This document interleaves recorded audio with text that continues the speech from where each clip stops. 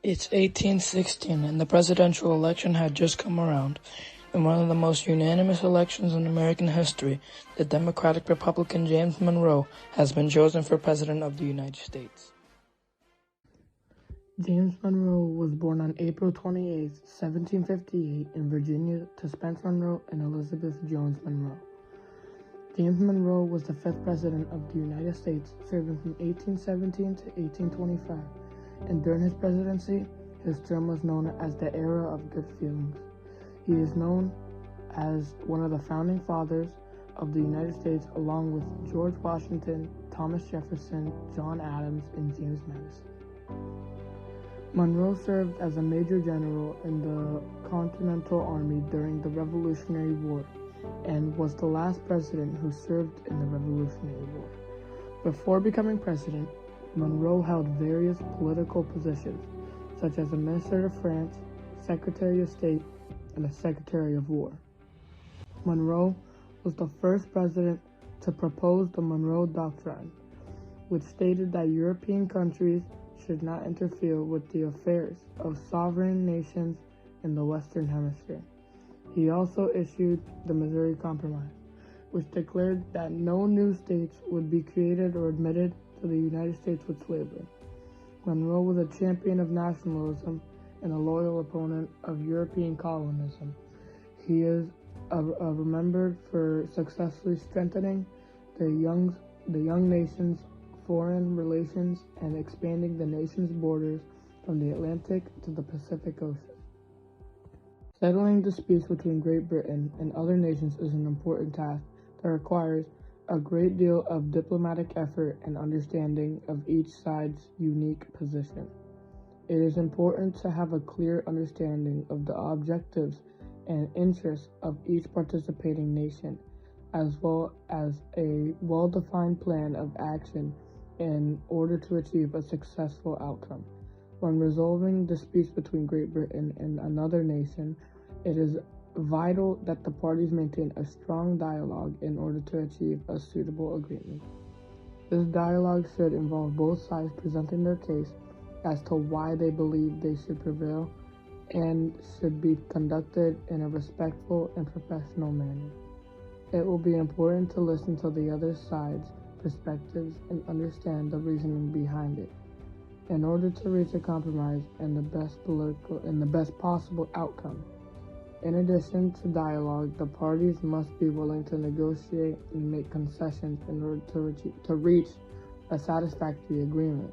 This could involve both sides making adjustments and compromises to their position in order to find common ground and come to a mutually beneficial agreement. Negotiations should also be conducted in a civil manner, with both sides showing respect for the other's position.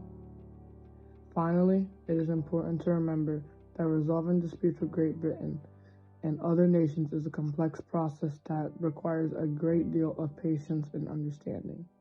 All parties must work together in order to achieve the best possible outcome and ensure that the dispute is resolved in a fair and equitable manner. The Monroe Doctrine is a U.S. foreign policy introduced by President James Monroe in 1823. It stated that any attempt by European powers to colonize or interfere with states in the Americas would be viewed as an act of aggression and require a U.S. response. The doctrine was a response to concerns about European influence in the Americas and the potential threat it posed to U.S. national security. The Monroe Doctrine became a cornerstone of the U.S. foreign policy in the 19th century and was cited as a justification for U.S. intervention in the region throughout the 20th century. James Monroe was opposition to the Federalist Party and advocated for a strict interpretation of the U.S. Constitution, states' rights, and agrarianism. During his presidency, Monroe sought to promote national unity and pursued policies such as the Missouri Compromise and the Monroe Doctrine that aimed to protect American interests and assert U.S. dominance in the region. During James Monroe's presidency, the United States gained control of Florida from Spain through the Adams-Onis Treaty in 1819. The treaty settled a long-standing border dispute between the two countries and resulted in Spain ceding Florida to the United States in exchange for the U.S. renouncing any claims to Texas. The acquisition of Florida was significant for the United States, and it gives them control over a strategically important region and provided new opportunities for settlement and expansion. The treaty also marked a turning point in the U.S.-Spanish relations and helped to establish the United States as a dominant power in the Western Hemisphere. James Monroe's foreign policy was characterized by the desire to promote American interests and assert U.S. dominance in the Western Hemisphere. He also sought to promote trade and commerce with other countries, negotiating a trade agreement with Great Britain and establishing diplomatic relations with other nations.